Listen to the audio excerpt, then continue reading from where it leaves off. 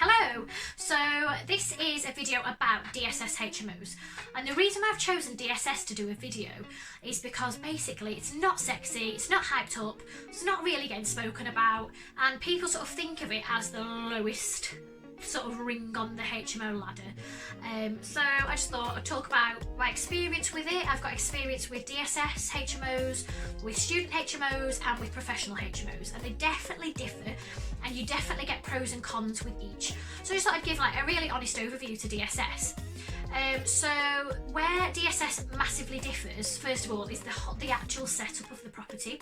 So I purchased this DSS HMO from a retiring landlord, so it was all the bones and the structure of the property was already done. I just basically updated it, but I didn't bother like knocking things through and adding on suites. I kept everything as it already was, but just modernised it. So the way it massively differs, first of all, no communal kitchen and no communal living room, and I wouldn't even call these rooms, I'd call them flatlets. So it's a really like quirky property. So it's a 6-bedroom HMO over 3 floors, but 2 of the sort of flatlets within those 6 rooms were self-contained flats. So it was a 6-bedroom, 2 self-contained, and then the other 4 they all had a living room, a kitchenette, so each one had its own kitchenette, a separate sleeping area, and then there were 2 bathrooms which they would share, so a bathroom between 2. So that's the only things that's the only thing basically that will be shared, would be the shower room. And then everything else they would have their own. So the kitchens weren't massive, obviously, they were just little kitchenettes, but they'd have their own cooking facilities, their own fridge, and then some cupboard space. So that is straight away, there's no real communal area at all. They're sort of tenants that have got their own living space there. Now in terms of tenants, so when I purchased this house, everyone was so negative, I can't tell you. The amount of people that said don't do it, don't buy it, you'll have a nightmare, you won't get your rent, and it was really doom and gloom, and I thought, oh gosh, this sounds awful. But I bought it anyway, simply because I negotiated the deal to such a good price. I thought, well, worst case scenario, I'll still be able to sell it and make a profit. It was direct with the landlord, off market deal. The figures were fab. I just thought, you know what, it's worth it, it's cheap as chips. So I purchased it anyway. Because everyone had been so doom and gloom, it was actually a pleasant surprise. So there's definite pros and cons. The one massive pro I would say is that the demand is insane. Absolutely insane. So voids for us were just barely there at all. You know, a tenant would move out, the council will be on the phone saying, I've got 3 more people to house, and my letting agent say, well, we've got 1 room come available. You know, it was just crazy demand there, which is fab. What I found, like where it differed from the other houses, is the DSS house would run really well. Wouldn't hear a peep. It would run like a dream, and I think, God, this is amazing.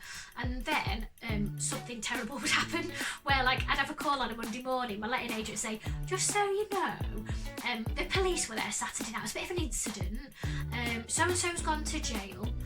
Well, the council are still paying the benefits for now, but they're off to jail. We don't know how long they'll be.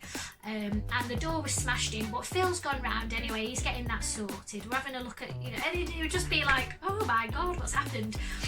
But then having said that, you have these horror stories in every HMO, you know, that's not specific to that, but maybe that happened a little bit more than perhaps with the other HMOs.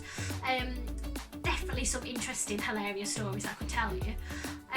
Also, obviously your rent's a lot lower. That's probably the biggest reason why people don't do this. I think that DSS HMOs only really work in cheaper areas. So I picked that house up for 79 grand, a 6-bed HMO. So even after refinancing, you know, the mortgage was so much smaller compared to if I purchased a property down south that was a 6-bed HMO. So you know, we could afford to take lower rents, to have the DSS housing benefit rent, and it's still cash flow. It cash flowed over £1,000 a month, so a really decent asset in that way.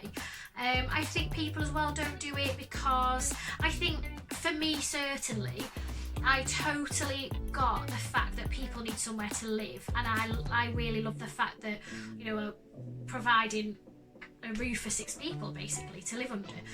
But one thing that sometimes I did feel a little bit like, oh, is I'd go around and I'd like pull up outside and someone would be like hanging their washing out the window and then and I'd go in and it'd smell of weed, and it doesn't matter how many times you say like someone's going to be smoking weed.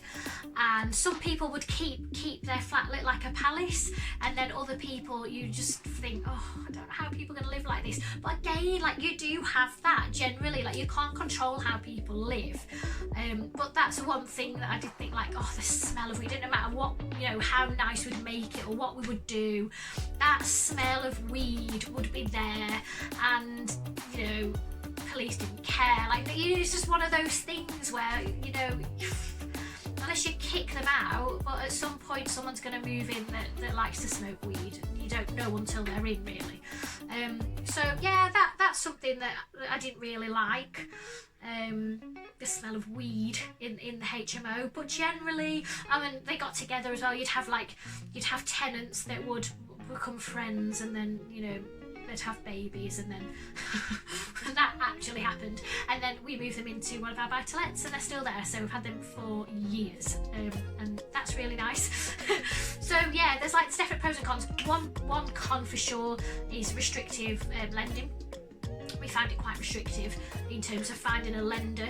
We ended up with Lloyds. I think we only had like 2 on the table. Mainly due to like the specific area, with it being classed as a deprived area, and the fact it's DSS. We ended up with Lloyds as our commercial lender there, and we were restricted 70% loan to value. So that's just something to be mindful of. And also as well, the insurance was quite tricky to get, because they didn't like the fact that it was a HMO, but there were 6 kitchens. So it's basically like 6 times the risk, 6 times the fire risk. So that's another thing to be mindful of. But if you want to diversify, which I think is amazing, if you've already got HMOs in a certain field and you want to diversify, I think it's always good to have a mixed, balanced portfolio. And certainly it might be worth considering DSS if you are voids is something you're really conscious of, because your voids will be very low if you go into DSS. So just, yeah, that's my experience. I wouldn't rave about it and say it's the best strategy in the world. I also wouldn't do the whole doom and gloom, never touch DSS HMOs, because I just think if you've got a really good letting agent and the figures work, and you're happy with the cash flow, and you're happy with, you know, potentially the types of tenants that you might have, but you know that your managing agent can deal with that and look after that, then I don't know, everyone needs roof over the head, and it's a huge demand that absolutely needs to be serviced. So I hope you find the video useful, and let me know any comments, and if you've got any DSS HMOs and how you find them. Okay guys, bye.